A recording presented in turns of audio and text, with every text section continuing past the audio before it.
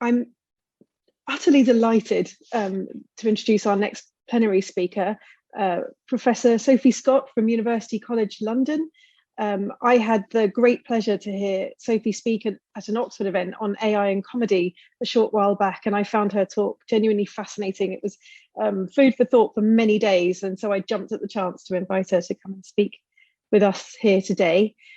Professor Scott is a cognitive neuroscientist who's interested in the neurobiology of human vocal behaviour with an emphasis on speech, voice and laughter. She's also the director of UCL's Institute for Cognitive Neuroscience, and her talk today is entitled The Science of Laughter. I am confident this is going to be a fascinating journey through some central topics for communication with lots of ramifications for thinking about AI. If you have questions during the talk, this is just a reminder that you can add those to the chat, and I'll be moderating that.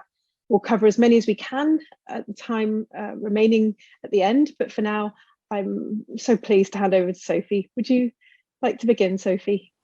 Hi, thank you very much. Thank you for that really kind introduction and for this really, this is a talk I was looking forward to giving last year, and then of course it went into lockdown, so I'm really delighted that we're able to do it. I'm just going to share my screen. And here we go. So I'm going to give you a talk on the science of laughter, but I've broken it down into 10 sections just to make it slightly easier to cope with on Zoom. I know we'll get a bit Zoom fatigued. So here we go. I'm just going to make sure I share my sound. My video clips. There we go. Okay, so the risk of sounding very needy, you can see my first slide. We can indeed. Excellent. Thank Thank you. you. So this is a science of laughter talk, but I've broken it down into 10 reasons why laughter is funny. And these are scientific reasons why laughter is funny. The first reason why laughter is funny is because when we laugh, we make some genuinely unusual noises. You make sounds when you're laughing, particularly if you're laughing really spontaneously, that we don't normally encounter in other situations. And that's basically because, well, one reason is because laughter is more like an animal call than it is like speech. So I'm just going to play some laughter, and I want you to listen to this and just imagine this was some new primate that you're hearing described.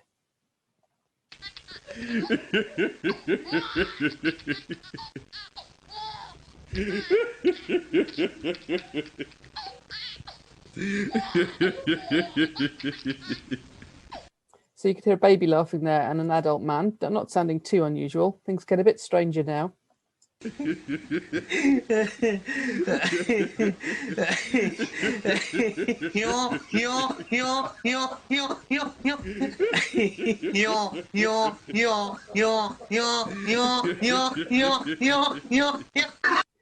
This next laugh I find a bit distressing because I need this man to take more breaths in. Humans laugh on an exhalation, ha, ha, ha. And every so often we have to take a big breath in. He doesn't sound to me like he ever takes enough breaths in.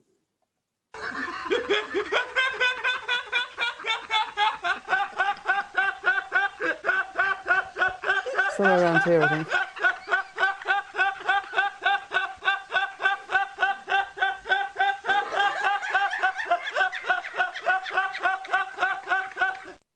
Now, he did get in touch with me because I said in some public forum that I thought he might be dead because it's not good to breathe like that, or not breathe like that. And he got in touch to say, in fact, he does also laugh on an inhalation, which is quite unusual. That's how chimps laugh. They go ha, ha, ha, ha, ha. And he's not quite doing that, but every so often he's going ha, ha, ha, ha, ha, ha. And the way he laughs, you can't really hear the difference. If you listen carefully, you can notice a couple of different ones.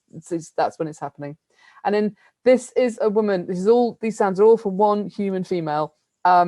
And she says at one point in French, mon Dieu, c'est quoi ça? My God, what is that? And you do kind of know what she means.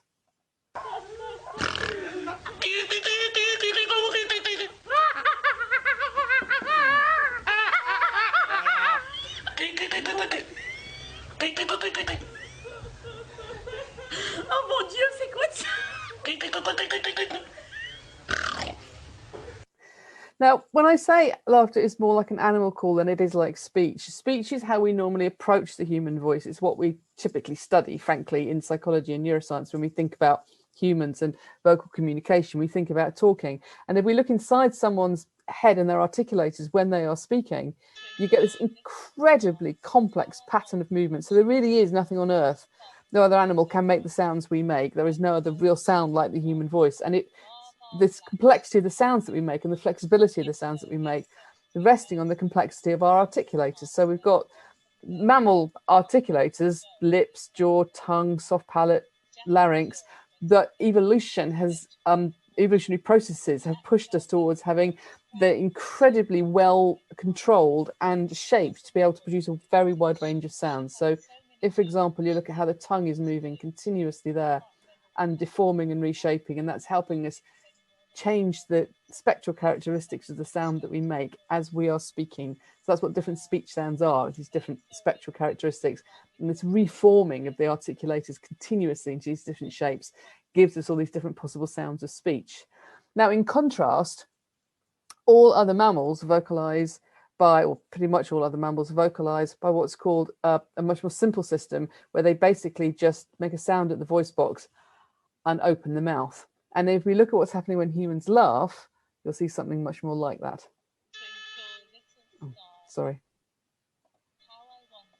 Sorry, I'm carefully pressing the wrong buttons. Here we are, same woman laughing.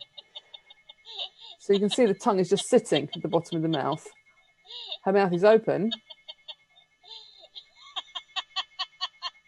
And you can see a lot of movement going on, but that's because, as we'll see, in fact, what happens when you laugh is mostly to do with things happening down at the rib cage. So this is literally like another mammalian vocalization. It is much more like another mammal's vocalization than it is like speech. And it's not the only sound that we make that have these characteristics. There's a handful of emotional sounds we produce: weeping, screaming. These are sounds that are produced in the same way. The differences are largely to do with breathing and pitch, and it's all happening down here.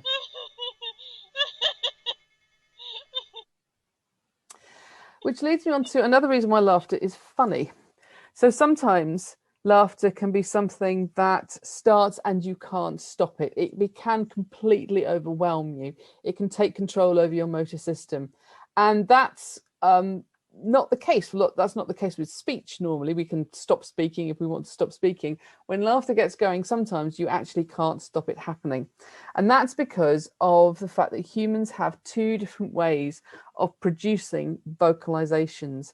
We have the classic speech production network, which is the sort of thing that people like me study all the time. And so these are the brain areas associated with speaking. And the speech production network is very, very, very reliable. I could probably put anybody who into the scanner and get them to speak whatever language, and I would see something very similar. This is showing you fMRI data. So fMRI data is showing you plotted onto the sort of the same spatial topography of the brain. You're seeing neural activation, and we index neural activation by actually looking at how blood flows around the brain. When a bit of brain does more work, more neural activity, more blood is immediately directed there. So we're using a proxy measure for neural activation, but it's quite good for giving us an overview of systems, neural systems. And this is the neural system you see associated with speaking. So when people are speaking, you get activation in brain areas, these pink fields here, associated with the control of these articulators, and also back here associated with the sensation of touch of those articulators, so the feeling of your tongue in your mouth. If you've ever had a dental anesthetic and had difficulty talking, that's because this wasn't working. You also get auditory activation because people are hearing the sound of their voice. There's activation up here, the supplementary motor area, and you get activation down here, very important area in the left inferior prefrontal gyrus, frontal gyrus, which is really important for the control of speech. Now, these are brain areas reflecting a kind of pattern of neural control over our articulators that other mammals don't have. We can do different things, not just because of the shape of our articulators, but because of the control we have over them. And that's what you're using when you're talking, and that's this voluntary network. But we also have an evolutionary older network for vocalizing, which we share with other mammals. And this is running down the midline. So instead of sitting out in these lateral areas on the brain, you have a pathway that's associated with the anterior cingulate cortex, then going down into the brainstem. And the brainstem's sitting at the bottom of the brain and the top of the spine, and it's where you got a lot of the important stuff going in and out of your brain and into your body. It's going through the brainstem, and there's this very important network for producing vocalizations involving the periaqueductal gray and the reticular formation, and these little nuclei that control making sounds, and those are recruited in an involuntary way. So when you start laughing helplessly, or you scream in terror, or you slip on a bit of ice and you make a surprised sound, that's an involuntary vocalization, and that's involved in this older pathway. So this is what controls all vocalizations in other mammals, and it still controls vocalizations in us. It's not the speech vocalizations, it's these automatic, reactive, spontaneous vocalizations you may not want to actually make are controlled via this older pathway. And sometimes you can actually hear these two pathways duking it out when someone is talking. If, for example, they start talking and something starts to make them laugh. So this is something, I'll play you an example of that in a second, but just to show you the actual motor control that we're talking about. When we think about laughter and we think about speech, the really important thing that we need to think about is breathing. We don't tend to notice this, but the pattern of laughter is more to do with a different way of breathing than it is anything else. But speaking also involves a different way of breathing. And to think about breathing, we need to think about the human rib cage.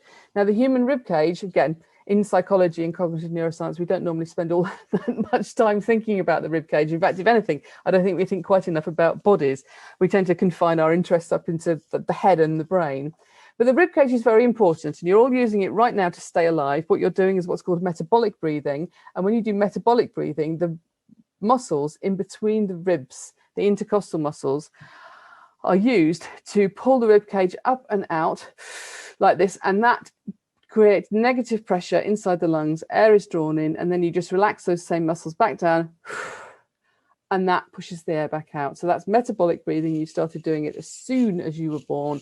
And all other things being equal, you continue doing it all the time the rest of your life. Very important. Don't stop doing it. If I was to put a breath belt on you, and that's just measuring the expansion and contraction of the rib cage as you breathe in this way, what you see is this very smooth sort of sinusoidal pattern of movement. So that's something that we share with other land mammals. And as soon as we start talking, we actually breathe very differently. When we speak, we take a breath in, and then we use those same intercostal muscles to produce a very finely controlled flow of air at the voice box. And actually, that's how we make a sound at our larynx, at our voice box, by very carefully vibrating them. And we vibrate them with this controlled flow of air that we use when we are pushing the air out with our intercostal muscles. If I keep speaking for that, take another breath, you can hear what I'm sorry, voice. And then I'll have to take another breath. Now, that's what's happening here. You're probably thinking, well, Sophie, that was interesting, but quite weird. Why did you do that? We can only talk at all because of how we can breathe. If we couldn't breathe like this, if we couldn't control our breath like this, we would, even if we could speak, we would have to speak on every single exhalation for metabolic breathing. And that would give you one word at a time. What we're able to do because of this breath control is we can speak in sentences, and we can speak in structures that have a longer cycle. We don't have just one word and then another word. It would be not resemble what we consider to be fluent, coherent speech. And that also means that our speech can have other structure to it. It's not just the words, it's the rhythm of the words, it's the music of the words. And a lot of this is driven by how we breathe. And we can only do this at all because we walk upright. At some point in our evolution, we went up onto our back legs. And this, and again, different from all other mammals, we do not need to use our forelimbs to support our weight. And that frees up the rib cage from helping the forelimbs to support your weight. And that seems to have been part of the important evolution of the voice. So it's very obvious with the hands. Our hands are very different because we walk upright. But in fact, our voice and our vocal control is very different because of how we walk upright. Now, as soon as we start laughing, you see a different pattern yet again. What happens with laughter is now, instead of this very smooth movement that you get for metabolic breathing, or this very fine control that you get for speech, what you get is this very, very large single contractions of the rib cage. And each one of those contractions is just reflecting one big contraction of the intercostal muscle. So each of those ha, ha, ha sounds is one big contraction. And if those contractions run together, you get a spasm, you get a generation of great forces. You can see that movements here are much larger than you get for talking. And this generates a very different sort of sound. And we don't understand it. We need to know a great deal more about this. But somehow, in terms of motor control, laughter along with other kinds of non-verbal emotional vocalizations, but particularly laughter and crying, are able to get in and stop you from doing other things. So laughter will stop you from breathing. It will stop you from talking. It's just squeezing air out of you. It is in effect trying to kill you, and it is a relatively stressful thing to do. Don't stop laughing, but it is actually quite a stressful thing to do for your thoracic cavity. You raise the pressure in there quite a lot. If you have a compromised cardiovascular system, laughter can be a bit risky. So what we actually see when you start to laugh, and perhaps in a situation where you don't want to start laughing, you actually get these two different motor systems starting to duke it out. You've got the speech production system, somebody's trying to talk and they're trying to keep speaking, then laughter comes along and it just overwhelms that system. And the first thing that you notice very often is a lack of the control of this very fine control of the larynx, so the pitch of our voice. So I'm going to play you an example in a second of somebody trying to do a news report on the Today programme, and something makes her laugh. And if you listen, the first thing that you'll notice going wrong with her voice is the pitch of her voice starts to change, and that's the laughter starting to get in there. Singer Rock's unpopular replacement has now been dismissed, with the Army's popular Chief of Staff, Jack Twat, taking over. A 40-foot sperm whale, which was stranded in the Firth of Forth for more than 4 days, is now thought to be swimming towards open waters again. It freed itself late last night. Marine experts are hoping to establish this morning whether the whale is finally back at sea. Good luck to the whale. 8:10 is the time. An investigation is under. So if you like voices, this kind of clip is just catnip. I really love it. I love the way the guy coming down the line has got to say a silly name. He's got to say Jack Twat. I don't know where you come from in the UK. I come from Lancashire. That's quite rude. And he really goes for it. Nothing to see here. Popular Chief of Staff, Jack Twat. And then back in the studio, just before Charlotte Green starts to read the news headlines on the Today programme, somebody leans in and they do one thing. That what they do is they whisper to her, and they whisper one word or two words. They whisper, Jack Twat. And they're doing that for one reason and one reason only. They are trying to make her laugh. And at first, she's okay. At first, the pitch of her voice is normal. She was talking about the whale in the Firth of Forth. And then she starts to lose control of the pitch of her voice. Then the pitch of her voice starts to shoot right up. And then she starts to make squeaking noises after she has stopped talking. That's because she's now fully laughing. And for context, the BBC does not like news reporters or sports reporters showing emotion when they are broadcasting. It's considered to be very bad form. It's considered to be, they call it breaking. And she's likely to get in some trouble for this. So not only does she want to keep talking, she does not want to laugh. But nonetheless, once it's got in there, it's overwhelming the system, and she starts to laugh. So that's the power of this in terms of its ability to overwhelm all this beautiful fine control that we normally use for speaking. Another reason why laughter is funny is because it's a universal emotional expression. Now, actually, most human emotional experiences are not just universally encountered. A lot of emotions are very culturally specific or have particularly culturally specific expressions associated with them. There's a handful of emotional expressions that are recognized all around the world in all human communities. This is things like fear, anger, sadness, surprise, disgust, happiness. And I was working with voices, and I wanted to know, well, all the work's been done with faces. Do we see the same thing if we look at vocal expressions? And some people have argued that actually the face is the dominant mode for expressing emotion, that you don't really do this so much with the voice. So I was interested in knowing, is that even true? And if there are any emotions that are universal, which ones are they? And I had started looking at more positive emotions like the sort of joyful delight or amusement that is associated with laughter, but other positive emotions as well. So my PhD student, Dita Sota, did several trips out to Namibia, where she was working with the Himba communities, who are, or certainly were when she was working out there in the early noughties, completely uncontaminated by Western culture. So they don't have electricity, they don't have a written culture, they haven't seen, heard or encountered European people before. So if they recognize emotional expressions produced by the Europeans, then there's some implication that this is being cross-culture, this is some sort of cross-culturally commonly encountered expression, something perhaps is prepotent to all humans. And we did the same in the opposite direction. So we asked the Himba people to produce emotional expressions to go with different emotional scenarios and tested those back in London. So we're testing in both directions. So this guy is going to express an emotion. See if you can work out what emotion he's expressing.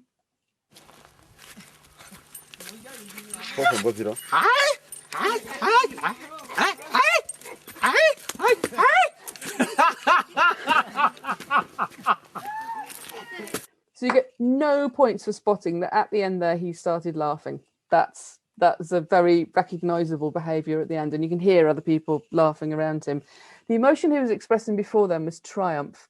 And that's an interesting one, because that's not one that is he knows what it means to celebrate something, to feel triumphant, but his expression, the way that Himba expressed triumph, is not well recognized back in the UK. And then people in Namibia don't recognize British people going woohoo or yes, a sounding triumphant. So what you have there, that first emotional expression, that's not a cross-culturally generalizable emotional expression. It's not universally recognized.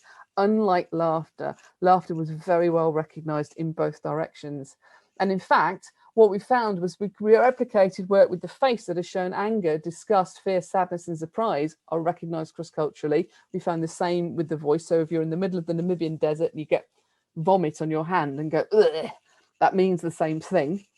The only emotion, there's something interesting happening with relief, and I'm happy to take questions on that.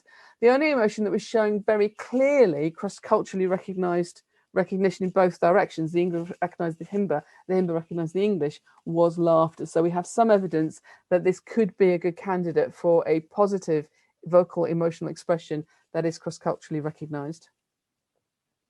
And of course, we should have expected this, because if you take a step back and you look at the wider literature, what there is on laughter does suggest that another reason why laughter is funny is we're not the only animals that laugh. If this is universally found across humans, it does suggest it has an older evolutionary history. That does suggest other emotions, other animals should be found to express it. And that's the case, for example, with emotions like fear, anger, and sadness. And indeed, that's the same for laughter. So laughter is interesting in that it is found in other apes. It's even found in rats.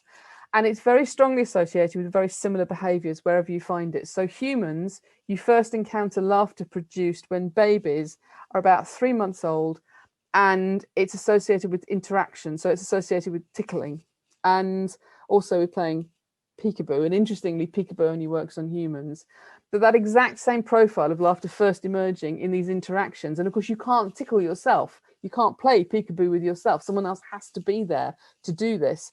That's also the same for tickling for other apes. So laughter first emerges in other apes, along with the apes like humans, when infants are tickled by a caregiver or a parent. I particularly like the look on the older chimp's face there. And it's interesting that's even true for rats. So rats are not apes. They're other mammals. They've diverged somewhat away from us in terms of evolution, but you find a very similar behavior. So rats make a specific sound when they're tickled, and they will make that sound if they want you to tickle them, and they'll make that sound if you normally tickle them and they see you come into the lab. And it's not associated with the rat going, get off me. It does seem to be a sound produced in the same context. So it's showing strong similarities with laughter seen in apes. It doesn't sound like laughter in apes. It sounds like a high-pitched chirping sound. And laughter becomes more complex if we look across mammals from this initial behavior that's associated with interactions. So you can't tickle yourself. There's some sort of social interaction then. And the role seems to be bonding effectively for these appearance of laughter with infants and adults. And then as the mammals get older, you find laughter is very strongly associated with play. Now, all mammals play. It can be very hard to define play because from species to species, play can look quite different. It's very important. All mammals play when they're juveniles.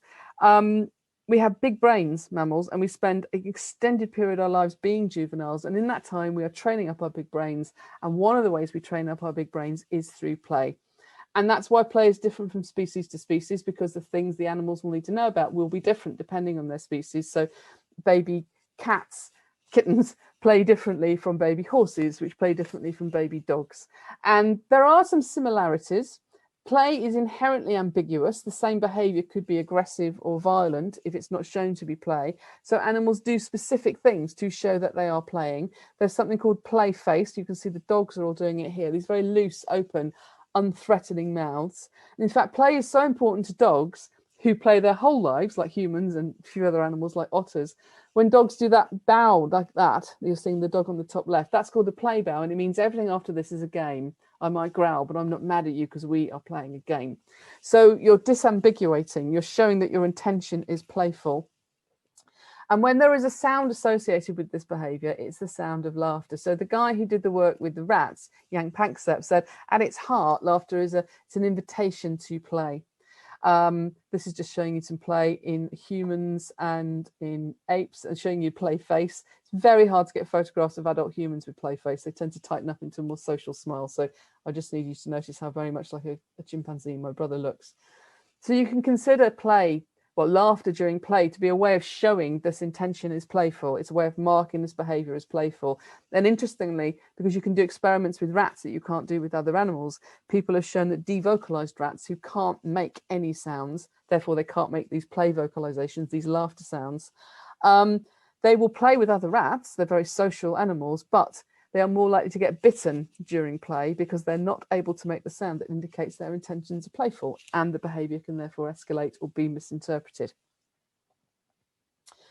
Another reason why laughter is funny is because it's contagious. We can catch laughter, and in fact quite a lot of the laughter that we experience is happening just because we have caught that laughter from somebody else. This is from an old study that was one of the first ones we did where laughter started to look a little bit different. So a lot of what I do involves using brain imaging techniques to ask questions about how the sort of the neurobiology of the human voice is perceived and produced in the human brain. And most of my work up to this point had been done with speech.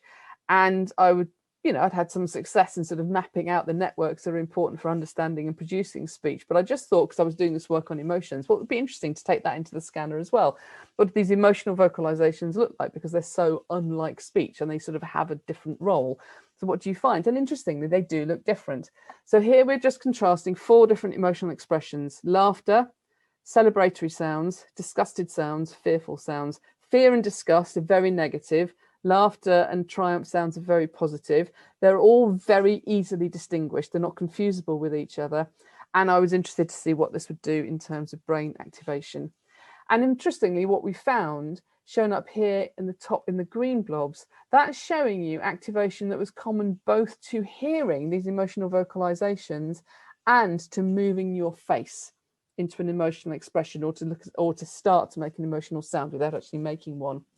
Now that's showing you overlapping activation, and actually that's very striking. What we're seeing is very strong activation of what are called orofacial mirror regions in the human brain when you hear emotional vocalizations and when you move your face into an emotional expression or as if you were to make a sound. And that's very interesting. It suggests that part of what's happening when you are decoding these emotional vocalizations is that you are thinking about how you yourself would make the sound to help interpret this. However, it wasn't the same for all the sounds. Down here, we've got that same activation now plotted out by the valence, how positive or negative the sounds are, and the arousingness of the sounds. And what you're seeing is basically this activation is driven by the high arousal, high positive sounds like laughter, whereas an emotion like disgust, which is very negative and very low arousal, isn't driving the system much at all. And that, we suddenly thought, well, hang on, is this contagion? Now, we know that laughter is contagious. You can catch a laugh from somebody else, even if you don't know why they're laughing. And it belongs, again, to a subset of behaviours that we learn to use this way. Yawning can often work this way.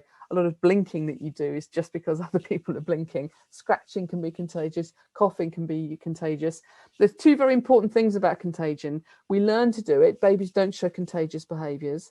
And they are very social. So you're much more likely to catch contagious behaviour from someone you know than someone you don't know. And Robert Provine, an American psychologist who's done a lot of work on laughter and on contagious laughter, argues that it's an affiliative cue. And what this suggests here is what happens is because we learn to laugh when we hear other people laughing. Well, even when you're having your brain scanned, which is not especially amusing experience, you're still showing this response. You are primed to start to join in when you hear laughter. Now, here's an example I'm going to play you of some contagious laughter in action. Sorry. This is a clip, again, from a TV broadcast, and this is from America. And what you have are 2 presenters, both presenting the same program. They're in the studio together. One of them gets the giggles. The guy here with the glasses, he starts to laugh. People are calling in and singing hymns, and he starts to laugh. His colleague, who's also on screen, looks quite anxious and obviously quite concerned that he is laughing. And he keeps trying to sort of gloss over what's happening. However, he also keeps laughing. He himself keeps joining in. And that is just contagion. That's the contagion at work. He likely doesn't want to do this, but that's how powerful these things can be. So I'm just going to show you a clip of this. Here we've got some laughter. It's also quite good laughter. We're really trying to get out there in the records, but we're just going to sing for you. I'm going to sing for you right now. Okay. I cry in the midnight hour, yeah. You heard my cry. You brought up all of my tears. This world, Smile and laugh. I'm still loving you, oh Lord, yeah, yeah, yeah. Oh, yeah, yeah, yeah. That was good. That was excellent. Look. I was excellent. You know, Your colleagues not laughing.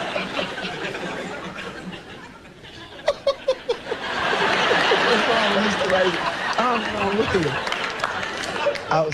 I certainly did enjoy it. No he's caught up in the spirit. He's getting the Holy Ghost over here. We want to...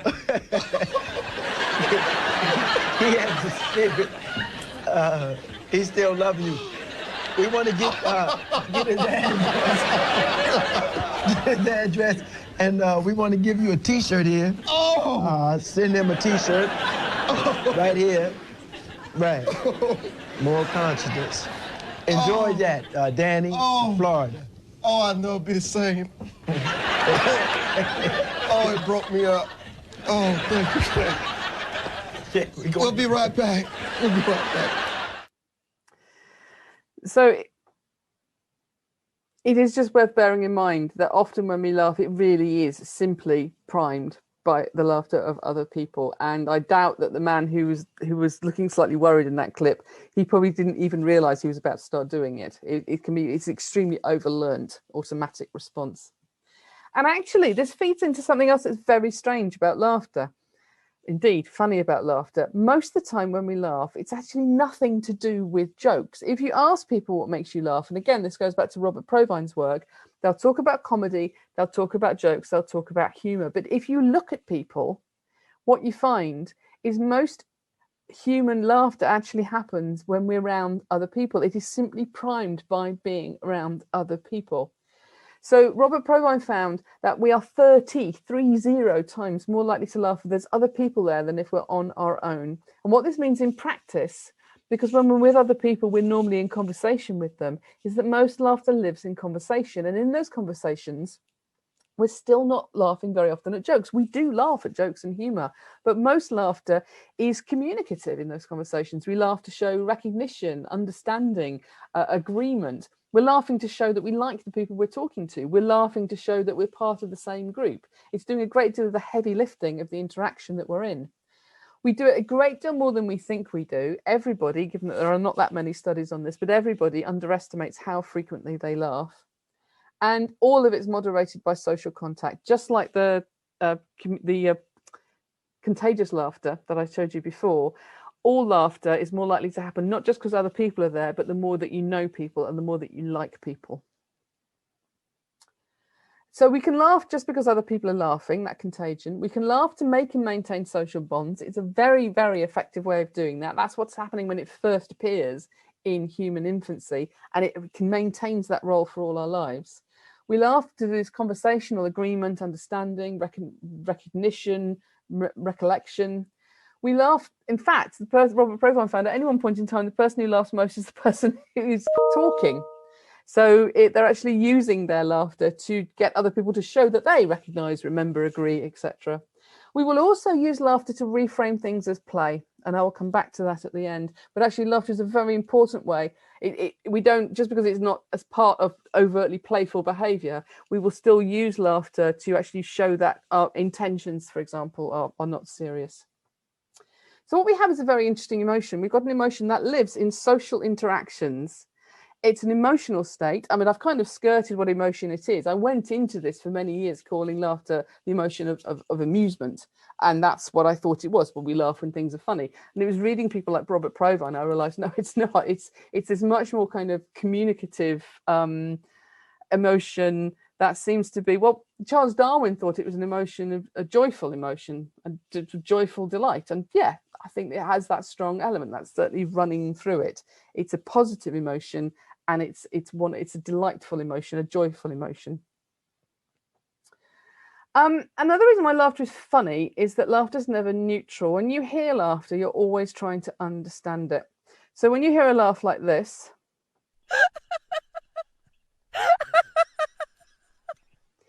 you might be able to pick up that that's somebody laughing really spontaneously. That's actually me laughing helplessly, as opposed to a laugh like this. Now, that's a more communicative laugh. That's someone laughing in a social interaction. They're both laughs, they're both positive, but they've got different meanings. And that second laugh, that more communicative one, there's an intent behind it. There's a reason why that person's laughing. And in fact, when we play this same thing, we just play people laughter without asking them any questions. In the scanner, we see people categorizing these two different sorts of laughs at a neural level. So you get a lot more auditory activation to those sort of spontaneous laughs. Probably or possibly because you hear sounds you don't hear in other contexts. Very unambiguous sound. It tends to be very high pitched, lots of squeaks and whistles. And lots of activation to that more communicative laughter, shown here in pink. And actually, that's largely in brain areas associated with mentalizing. So going back to that kind of intentional use of laughter there, there's an intent behind it. There's a reason why someone's using that laughter in some communicative way to convey something. You're trying to work out what that is, even if you're just lying again in the scanner, having your brain scanned, and you haven't been told there's a study on laughter and there's lots of other sounds in there to distract you. When you hear laughter, you're trying to work out what it means. There's a reason why that person's laughing. Maybe they're trying to cover up being embarrassed or angry or in pain or sad. And that priming response we found, we got that for all the laughter. So we're still getting that kind of getting ready to join in effect, that contagion effect. But interestingly, that varied in strength with how good people were at classifying the two kinds of laughs after we got them out the scanner and played them to them again, and they had to classify them. So the higher they scored on that, the more they had shown a priming response when they heard any laughter in the scanner. So it's not just contagiousness. When you listen to laughter and you are getting ready to join in with that laughter, it seems to actually help you understand what that laughter means better. And this is interesting because we learn to laugh. This is a skill that we develop. So this is just a very, very noisy plot of a huge number of people that we have had categorizing these laughs into two different kinds over a very wide age range. This is an experiment we ran at the Science Museum. And what you can see is children don't know what you mean. Children just hear laughter. But this is the laughter, that spontaneous laughter response. That starts to get pretty good. By the time hit the end of puberty, early adulthood, people are being accurate at that. But actually that more communicative laughter, that has a slower recognition rate. And in fact, we just very crudely draw a line on here showing you whether this line of best fit starts to plateau out. You can see, in fact, people are not hitting peak performance till they're in their 30s. And that's probably because this kind of communicative use of laughter, you can only learn about in social interactions. No one can tell you, no one can give you a book. You can't watch a YouTube video about this. You actually have to learn about laughter in the social context where you are using it and working out what other people mean. And that's interesting because that suggests that's a process that could have a lot of variability. You could see in those plots I showed you, there was a lot of variability. So this is a study that we did quite recently with boys who are at risk of psychopathy. These are teenage boys at risk of psychopathy. And what you find is they don't rate laughter as being contagious. They don't find laughter to be as contagious as the normally developing boys. And when we scan them, they don't show that same priming response. Now, what of course this doesn't tell us is, has this come about because of the experiences that they've had? The experiences that they've had that meant they haven't had the opportunity to learn how to use and understand laughter? Or is it because the psychological profile that has placed them at risk of being psychopathic in later life has prevented them from being able to learn those opportunities? So the direction of causality here, we don't know. But it does suggest actually studying laughter as a social emotion is actually a very important way of understanding the real life issues people might have in interactions. If you don't understand what laughter means, if you can't use laughter to make and maintain social bonds, if you don't join in when other people laugh, think of all the other things that will lead to, all the other situations that might not be resolved by a use of laughter. Two final reasons why laughter is funny. Number one, laughter makes things funnier. We ran a study a couple of years ago, it was the idea of my PhD student, Ceci, where we wanted to know if you add laughter onto the end of jokes, does it make the jokes seem funnier? And this is because we wanted an implicit test of people's sort of processing of laughter. So here we've got 40 jokes, and they're all terrible jokes, really terrible jokes. And they vary a lot in how funny people think they are. So we've just listed them by joke. The line in red is showing you how funny people have rated those jokes at baseline. Short answer, not very funny. But then if you add laughter onto the ends of those laughs and those jokes, and then you do the same thing, you just ask people to say, how funny is that joke? Any laughter makes the joke seem funnier.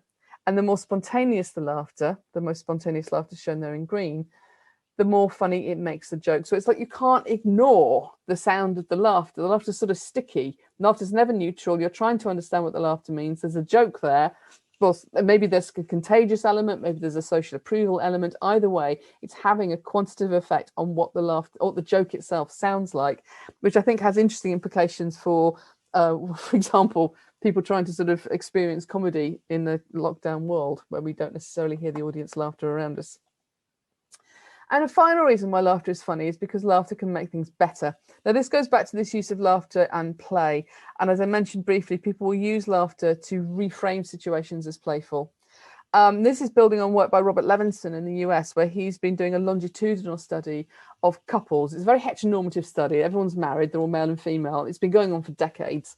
And what he does is he gets them into the lab and then he puts them in a stressful situation while they're wired up to a polygraph so you can see their physiological responses as they get stressed. And what they have to do is discuss the problem in their relationship. To just run that one around your head for a second. As soon as you start this, both members of the couple get stressed and you see these changes. What he's finding is the couples who deal with that sense of stress, that unpleasant experience of stress, with what he calls positive emotion, but he means smiling and laughter, not only immediately get less stressed, but they also, over a longer time scale, are happier in their relationship and more likely to stay together. And it's not because laughter is a bit of magic dust that makes everything okay, because it only works if both members of the couple laugh. So that's the sort of this use of laughter as a playful response to reframe a situation as playful, not stressful, only works if everybody does it. Now, I've always liked this quote about laughter as being the kind of shortest distance between two people because it kind of gets to this idea of intimacy. But this Levinson work suggests it's even more important than that. Now, Robert Levinson has very amusing videos of elderly couples making each other laugh while complaining about their snoring. I haven't got one of those. I've got a YouTube clip going wrong. What I want you to do here is just watch this and notice what happens when A, things go wrong, and what happens that they're expecting to happen doesn't happen. And then what happens after that. So look for the change in emotional tone. So what we've got here is a cold young man. They're making a video in the former East Germany to promote their heavy metal band. And there's a swimming pool. Some of this maybe, or you may have already worked out what's going to happen here. I've edited out loads of swearing in English. It's apprehensive. No one's laughing. Das kann ich mir gleich geben. Ich ziehe mich da gleich sofort raus. Ich filme das Wasser. There's a towel, there's water. Eis hier überall. Egal, überall rein. There's a lot of sort of bravado and bicep kissing. Ja. Looks apprehensive. Ich will schon mal gucken, nicht lachen, dass es zu hart ist. Nicht drauf? Ja. And my new band is called Siskill. And his friends are already laughing. Oh, mein Arsch. Oh, guck mal, es geht gar nicht runter. He's not laughing yet. Now he looks up. Perfekt, oder? And the invitation to play starts to work. And now he starts to laugh.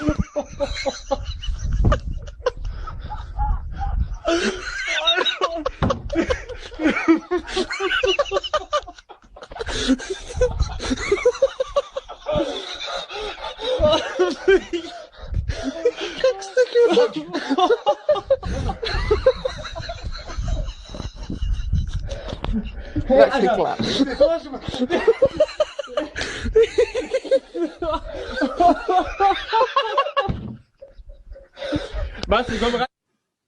So one of the nice things about working with laughter is people quite often send me videos and say, oh, you know, here's a funny video, people laughing.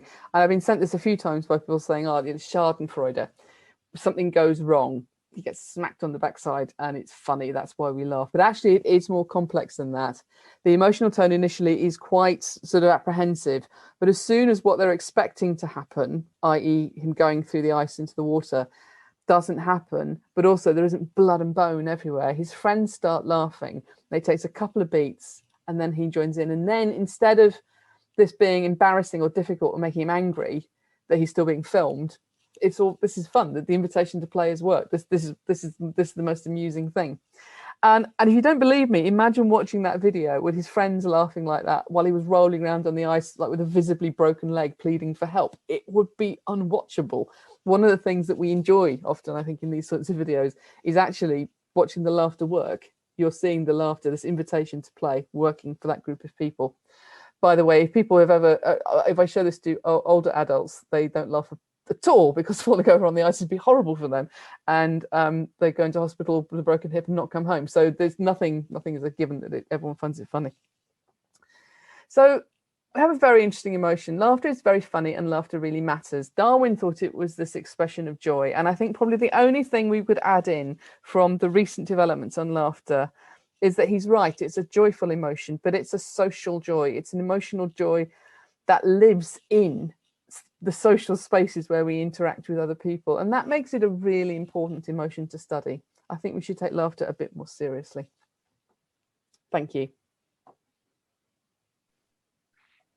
That was wonderful. Thank you so much, Sophie. And I really enjoyed many of those clips. While I wait to see if anyone has some questions, I wondered actually.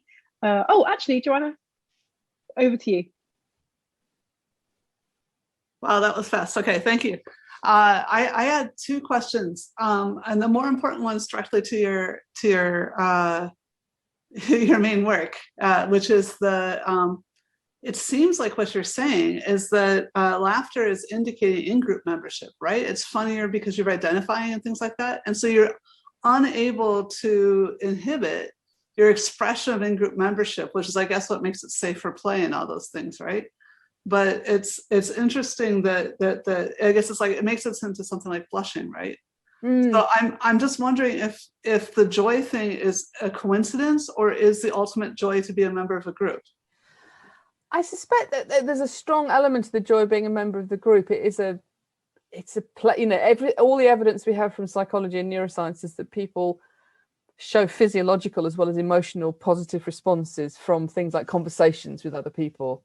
You know, we're not, it's not just a transmission of information. Someone stops to talk to you, that is showing you some interaction on a part of a social network, and it's positive. We like it. So I suspect it's an extreme form of that. But I totally agree. There is a very clear, and you could give this whole talk about laughter from an out-group perspective, where it can be horrible. People are laughing at you or excluding you from laughter is bad. Being laughed at is worse. It's right. So it can be the in-group that, right. Absolutely. Right. Yeah. So then the other question was, why was there not more symmetry between the two cultures that you had those different emotions on? Why was it that it was the English people were able to recognize the emotions of the people? I'm sorry, I've forgotten the other group. Himba. But I was wondering why that wasn't symmetric. We often find this, and it's probably because these are studies done by English people going out to other cultures. So what you tend to find is that no matter what you do, if you go to another culture with your paradigm, they will perform the paradigm less well than the people back where you came from, and that's because you developed that culture. You know, that paradigms come out of your culture, we suspect. So I think it's I think that there's always just slightly less good performances. It's probably just because you've been asking these people to do this ridiculous task. That, you know, and so that's why it was stupid, even more mysterious that the English were recognizing that. But is it because it is a performance, therefore, so the performance is more transparent? I think so. So that clip of that guy doing the triumph sound and then laughing, what I've edited out from about a minute of him going, "What? Huh?" before he starts doing it. He's like, "Really? What? No." You know, and it's so yes, there is a there's an unacknowledged cultural advantage to a lot of these sorts of studies, although it's very important to do them. You know, psychology is so extremely, we're learning the hard way. We've got a lot of things wrong because we only studied people in a very narrow silo. Thank you. Thanks. We have a question from Alison. It was more of a response to your response to Joanna's question about why it wasn't a two-way process. And I sometimes wonder if it's because of the pervasiveness of Western culture and Western media and films and language. People are more likely to have come in touch with that than somebody who is English maybe will come in touch with other cultures. So it is a one-way system in that sense. It is. I think the thing that we're finding is that Himba here, and it's not limited to this, is all these sorts of recognition studies show something similar, that you get overall better performance from the English group, and that's because they're just more familiar with, in the most general sense, with this kind of task. And it contaminates all sorts of things. That, you know, studies of emotion are really difficult to do because of, as you say, this kind of contamination of Western culture is a separate issue, but it's an important one. Thank you. We have a question from Aurora. Yes, thank you very much. Very interesting. And every single one of the reasons are more interesting than the other, I should say. I was wondering about, I think, number 6 or 7, where you mentioned that laughter is funny because it's contagious. And it seemed to me a bit self-referential, because somebody would say it's contagious because it's funny. So I was wondering, why is contagious laughter? Well, I think I was being a bit facetious. Why is it funny? I sometimes use funny to mean peculiar. And it is, laughter is part of these, it's quite a small group of contagious behaviours. So the coughing, yawning, blinking, laughing, scratching. And they seem to, Robert Provine argued that they play just a basic affiliative role. You just mirror them back at each other without even necessarily realising you've done it. I used to have a photograph of my son yawning in this talk, and someone pointed out to me every single time I gave the talk and I got to that slide, I would yawn. No one else yawned because they don't know who he is. They don't know him.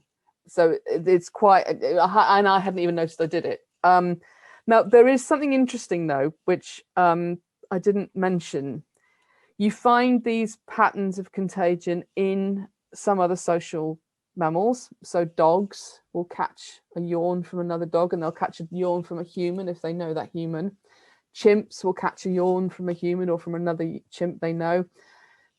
Marina de Villa-Ross, who's done a lot of really interesting work on laughter in the great apes, has looked into this really closely, and she's found no evidence for contagious laughter in other apes. So that might actually be a really big difference between humans and other apes. Laughter can kind of jump a gap and be used and be learnt to perform in this kind of contagious way, and it just does not happen in other apes. She's made a very good case for this. So I think that is interesting, because I think that might feed into the relationship between laughter and humour. If laughter can cross a gap. She's also argued, and I believe her, that she's found no evidence for laughter in great apes when they're not physically engaged in something. So physically engaged in tickling or physically engaged in play, and play is physical. So it doesn't happen at a distance. They don't laugh when they see another ape fall over. So anything that might look like the basis for humour, a cause of laughter at a distance in some way, you do not find either in other apes. So there is something qualitatively different that you're seeing in humans. And I think we need to know more about it, but I think contagious laughter, or the presence of contagious laughter, the possibility of contagious laughter, might be the key for humans. I'm going to be very rude and just ask someone to call me back if that's okay. This is very, how 2021. Maybe a second. Well, it prompted laughter. Hello. Are there any other questions? Yeah. Could you call me back in about 10 minutes? Is that okay? I'm just going to talk at the moment. Is that okay? Thank you. Thanks. Sorry about that. That's brilliant. It caused me to laugh, and that seems perfect. We have just over 5 minutes if anyone has any other questions. While we wait for those to come through, just based on what you were saying about that proximity, I just wondered about the necessary, embodied nature of laughter, and whether, that you think that's, well, an inevitable necessity for laughter. What? I think so. I think there's something we haven't really got to grips with. And I don't know how specific it is to laughter. It may not be specific to laughter at all, but there are some interesting physiological changes associated with kind of being overwhelmed by laughter. So even small amounts of laughter, you get measurable differences in pain thresholds because of the changes in sort of being able to tolerate, but uptake in endorphins and things like that. And one of the things that I think might be interesting about laughter is that, okay, that's the same as any kind of exercise, but actually you don't do much exercise when you laugh. You're not doing very much work. And I'm interested in whether or not there are different kinds of endorphin loads from different muscle groups, and whether the intercostal muscles might be particularly good at giving you that kick, because that would also explain why you get a measurable change in pain killing from shouting or swearing. It's not only laughter that does that, it's just laughter does it more because it goes on for longer. So I think it's very interesting if you look at people trying to have online interactions where they put laughter back in, you can't hear it or see it, and all the different ways people, from like emoticons or emojis and now GIFs or whatever, people try and put the laughter back.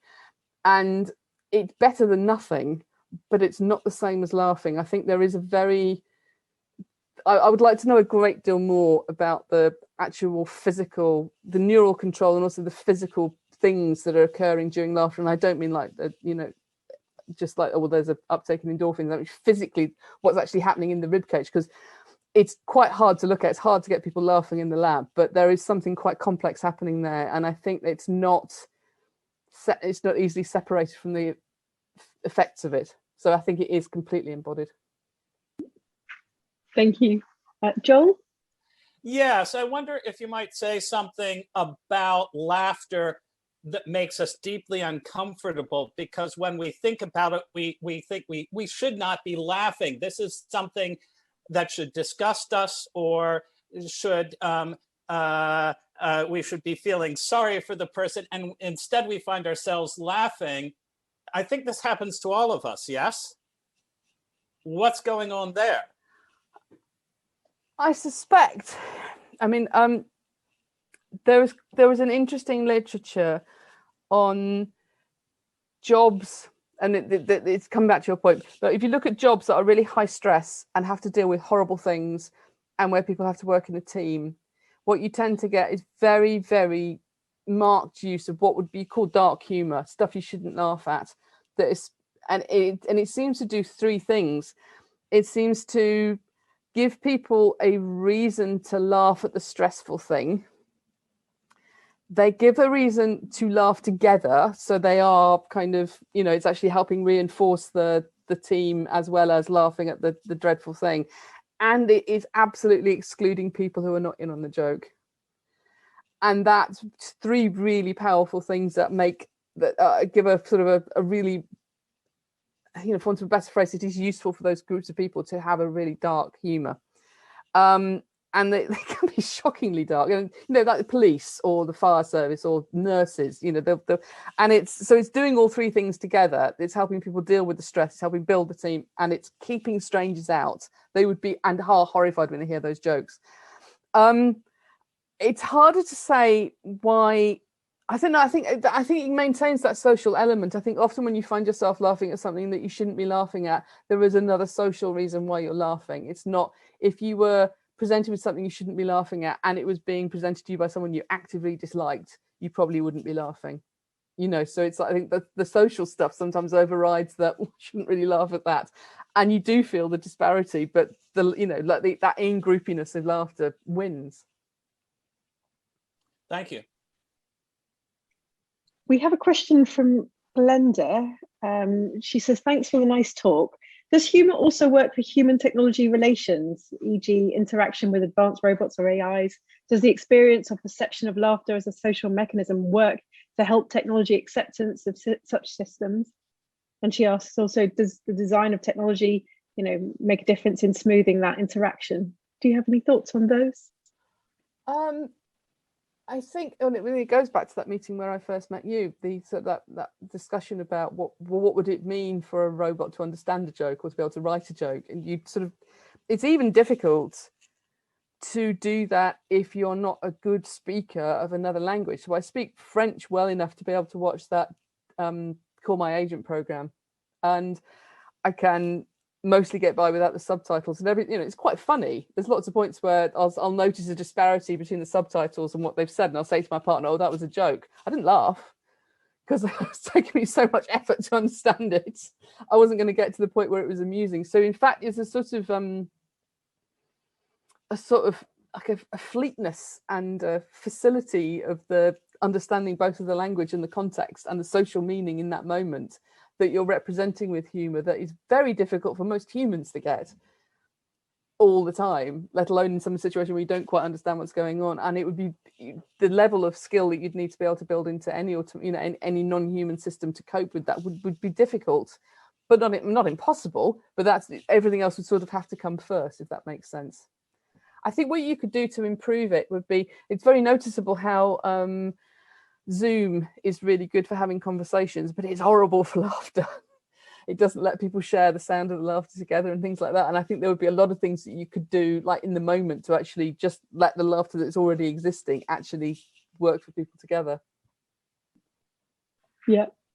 And I think we have time just for one last question from Roger. Yeah, hi Sophie, lovely talk, thanks very much.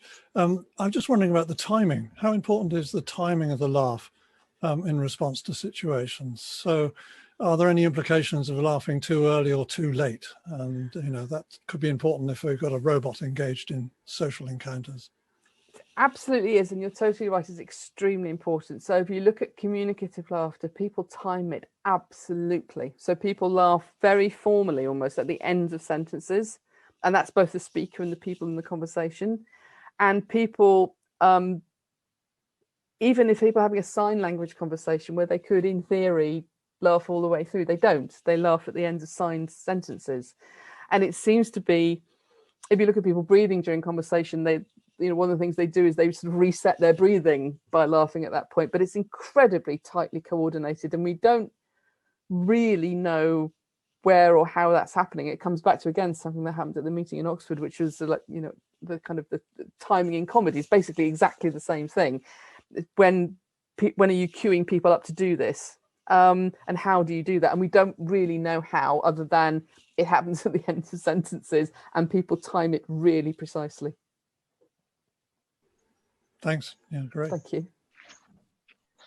Well, I'm afraid we've reached the end. Thank you so much, Sophie, for your very interesting talk and your very thoughtful answers. I'm just so pleased, apart from anything else, that you would agree to come and join us a second time after last time we couldn't hold our event. So thank you again. Thank you. And thank you to everybody for your interesting questions and comments in the chat. It's been nice to read. And otherwise, we're ready now to close the session. Thank you very much and see you tomorrow. Bye-bye. Thank you. Bye-bye. Bye-bye.